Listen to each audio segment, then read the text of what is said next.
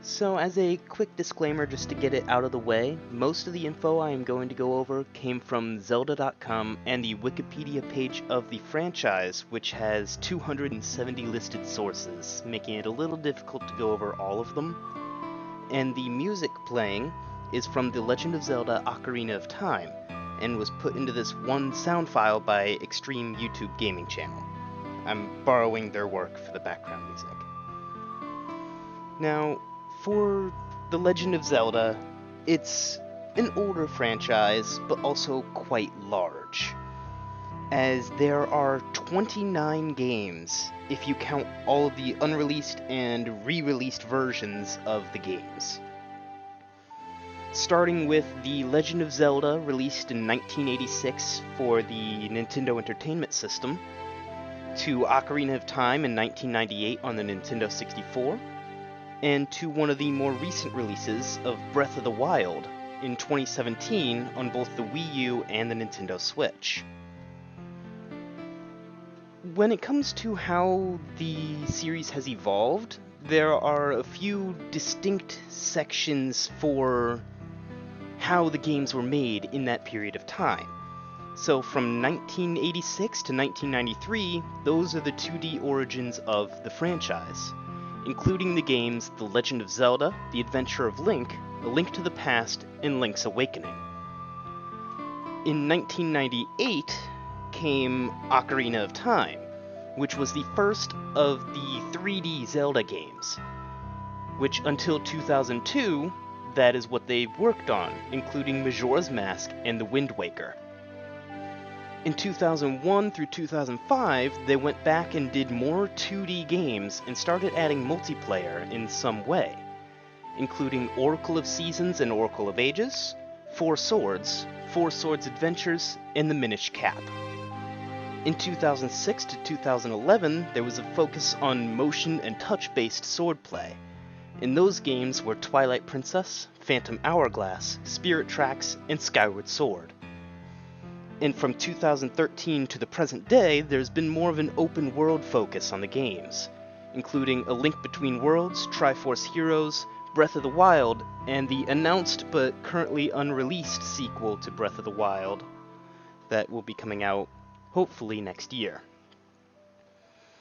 In terms of basic gameplay, every game shares the same basic format. You play as Link, a Hylian male who's on a quest to rescue Princess Zelda from either Ganon or Ganondorf, depending on the timeline. Now, in the story, it's said that the world was created by three goddesses. Din, the goddess of power, who created the land. Nehru, the goddess of wisdom, who created order. And Furor, the goddess of courage, who created life. Now, when they left the world that they created, they left behind an item called the Triforce. And anybody who possesses the Triforce could remake the world as they see fit. So it is constantly divided into its three parts. Link holds the Triforce of Courage, Zelda holds the Triforce of Wisdom, and Ganon or Ganondorf holds the Triforce of Power. The goal of each game is to prevent Ganon or Ganondorf from combining all three pieces. Now, the storyline of Zelda is a little tricky, as the timeline that we're given splits into three different timelines. So, in the early part of the timeline, there's Skyward Sword, Minish Cap, Four Swords, and Ocarina of Time, in that order. As the name implies, you mess around with time travel in Ocarina of Time. So, from that comes three different timelines. In the Fallen Hero timeline, where Link was defeated in the Ocarina of Time, all of the enemies that you'll see here are Ganon. They include A Link to the Past, Link's Awakening, Oracle of Seasons and Oracle of Ages, A Link Between Worlds, Triforce Heroes, the original Legend of Zelda, and The Adventure of Link.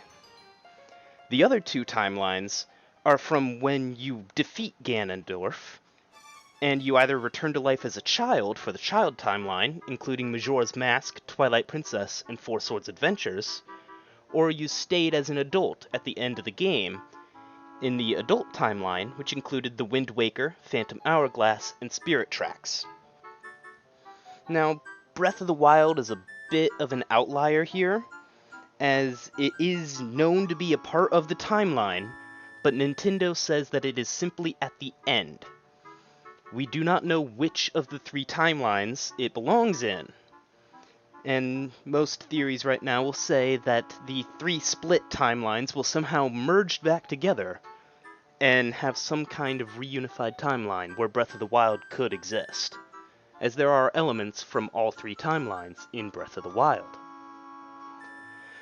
Now, the effect that the franchise has had on the industry is that The Legend of Zelda is one of the most recognizable game franchises. It's actually quite common to find people who have never played any of the games but have at least heard of the franchise. And it can often be easy to spot games that took inspiration from a Zelda title. Take Genshin Impact, for example. It is an open-world game that has you exploring a world with similar mechanics and art style to Breath of the Wild, which is one of the most recent releases in the Zelda franchise. And Zelda games have had other developers take aspects that have become fairly commonplace, such as needing to light torches or hit switches in a certain order. That's quite often, especially in puzzle games that are released today. I will admit it's possible that this mechanic was not started by a Zelda game, but the first time I've ever seen this mechanic, and the earliest I've ever seen it, was in Ocarina of Time.